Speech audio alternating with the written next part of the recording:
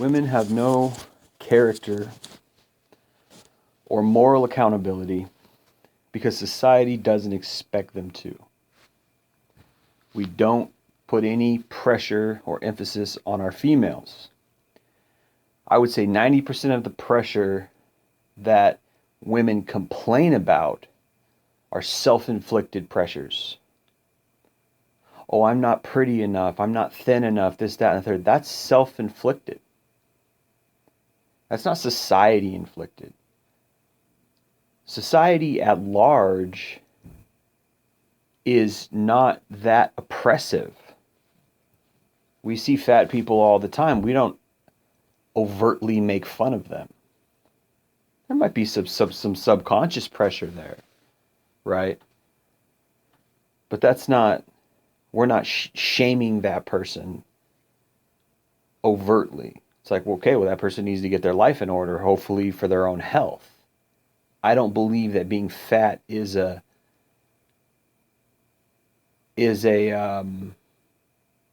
just okay. It's a lifestyle choice.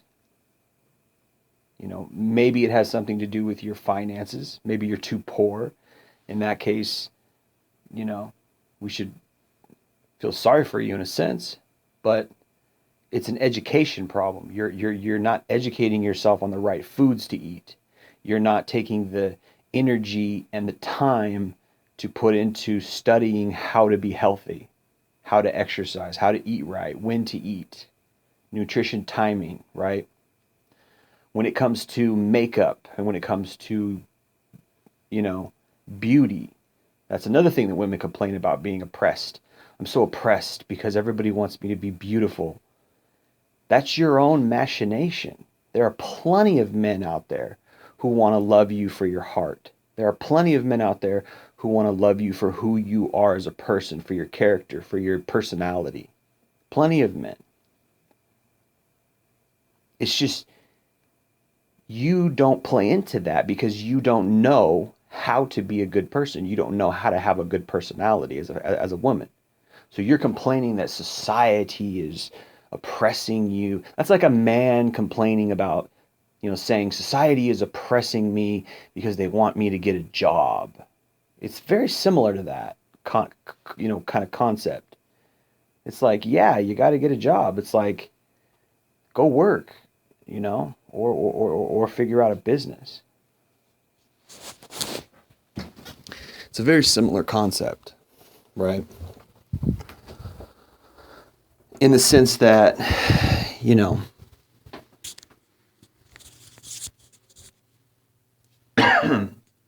we all have pressures on us, you know. A man is going to want a woman who's decently attractive, but not all men. And if that's all you're looking for is a man, then you're a shallow man, right? You're going to want to look for some inner qualities. Otherwise, you're doing yourself a disservice if all you're looking for is a pretty face. All you're looking for is an in-shape woman. So to a good extent, men play into that as well, right? You can't say, oh, all of society just wants me to be pretty, and that's the only thing they care about. And this is why feminists are like, you know, I'm striving to be something more than just a pretty face, yet you still use your looks in order to get things. So it's just not, I've rarely, if ever, probably the only recent example of a woman that I have ever seen who was beautiful but did not stand on her beauty as you know, standing on her laurels, was Tulsi Gabbard. I respect Tulsi Gabbard. I saw her on Joe Rogan and I was taken aback at how impressive her character was. That's a quality person, right? That is very attractive. I'm very attracted to Tulsi Gabbard, and yet she's a very intellectually, very rational, very logical, very grounded, sharp person, smart person who has the right values. Now that's a rare example. 99.99999% of women are not like that. But yet they claim they are. They claim they have that potential. They claim that, you know, every feminist claims that they're the same as men and all this bullshit, yet they all fall back on the same crap. They all fall back on the default, which is using their looks, using their sexuality to get what they want from men. That's the default. Using sex as a commodity, using sex as leverage, as a social bartering tool, as a marriage bartering tool, relationship, sexual bartering tool. This is what they do. And yet these same people who have not proven, this same gender who has not proven that,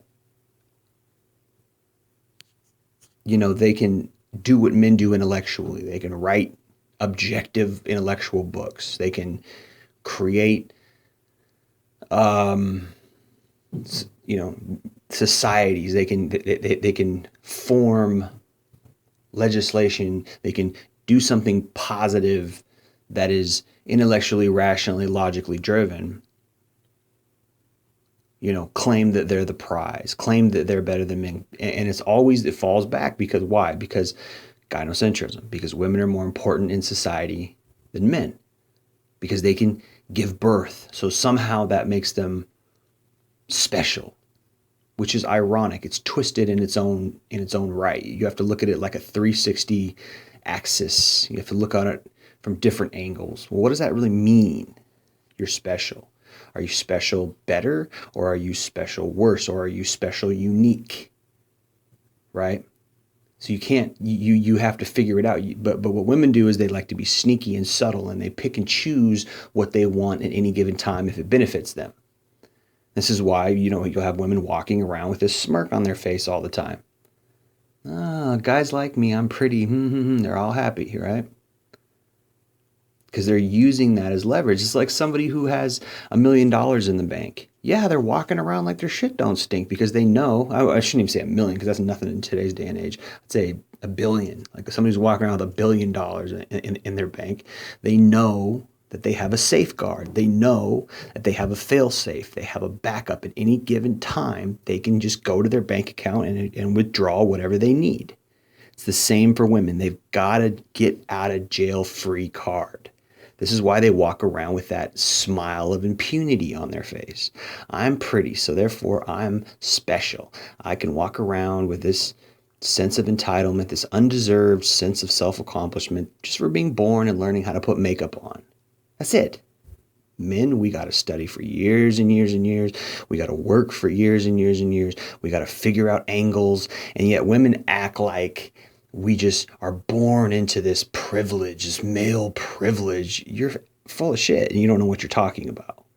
Men go die in salt mines. Men go die in coal mines. Men die building bridges. Men die fighting wars. Now, sure, you could argue that some of the wars that we fought were not righteous and blah, blah, blah. Point is, men have to put our shit on the line or else we get nothing out of life. Because if we don't bring home the bacon, we don't get any success. We don't get any sex. We don't get relationships. And that's just a fact. And you still don't care. Women still don't, by and large, they do not respect men despite everything we have to do for them. They don't respect us because they're taught not to respect us, because they think we're easy to manipulate. Because, we all want sex and da-da-da-da-da. Well, then that makes you interchangeable. If you think that we're interchangeable, then you're interchangeable. I was buying cologne the other day.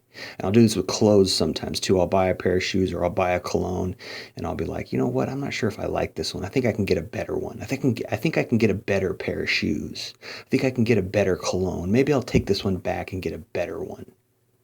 And this is how women treat relationships.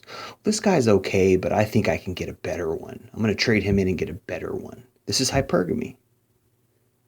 And this is what men have to deal with. Our backs are constantly against the wall. She could leave us. How often do women actually love us and support us in an unconditional way? You lose your job, baby, I got your back. You get sick, I got your back.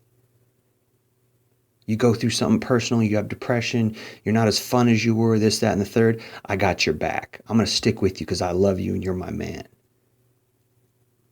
And it's so bad that I've heard young men say, that's just really how women are. You've always got to impress her. You've always got to be the prize. You've always got to keep her guessing, and you've always got to be better than all the other guys that she could get. What a horribly sad life that would be. That is. To, you can never feel comfortable with the woman you're with. You can never love her and enjoy her in a settled down way. You've always got to impress her. Or if you lose your job, heaven forbid, she's gone. She doesn't stick with you.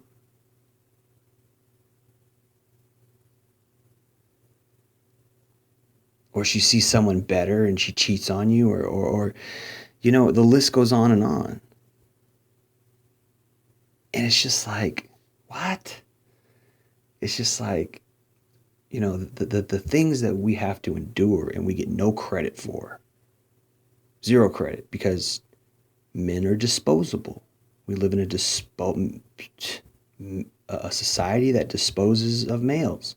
Male disposability is reality, and yet we build the world.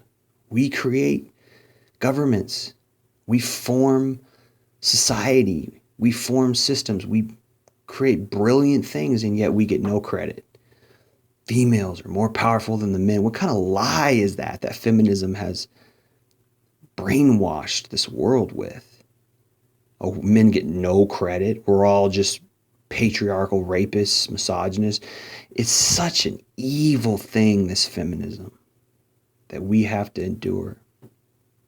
That we've been thrown under the bus by, that we've been attacked and ridiculed, and we lose our power. It's a sick thing, man. Anyway.